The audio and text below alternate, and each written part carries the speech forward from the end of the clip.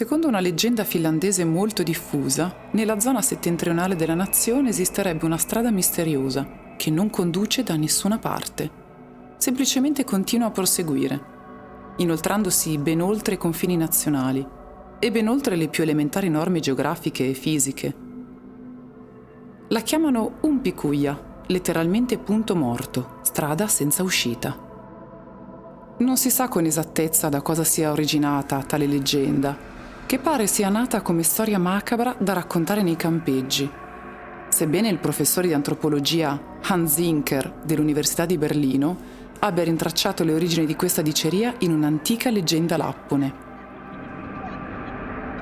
Soprattutto negli anni '80 sono stati molti coloro che hanno giurato di essersi smarriti in questa fantomatica strada, incontrando un paesaggio boschivo interminabile e raccontando un gran numero di misteriosi avvenimenti, come l'assenza di suoni, di temperatura, un senso di stordimento, ma anche avvistamenti di amici e parenti defunti.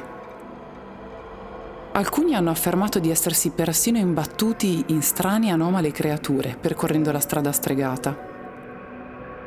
C'è chi afferma di aver addirittura scorto il diavolo. La storia del punto morto ha tutto il sapore delle leggende metropolitane.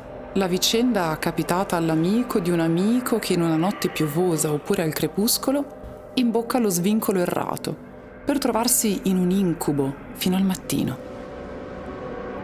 La strada infatti si manifesterebbe solo di notte e rilascerebbe i suoi prigionieri alle luci dell'alba. Vero è che nella zona a nord di Utsjoki, dove molti dicono si trovi il punto morto, sono scomparse nel corso degli anni diverse persone.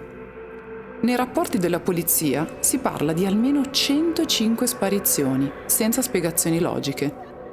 E non solo di singoli individui, ma anche di nuclei familiari. In almeno 51 casi neanche i veicoli furono più trovati. L'episodio più famoso è quello della famiglia Gazellius, scomparsa il 12 dicembre 1986, mentre si dirigeva proprio nel comune di Utsjoki. 5 persone volatilizzate nel nulla. La loro auto fu ritrovata in un campo poco distante da una solitaria strada di campagna, con le 4 portiere aperte e il serbatoio vuoto. E malgrado fosse stata rinvenuta solo 9 giorni dopo la scomparsa dei Gazellius, pareva rimasta lì da anni.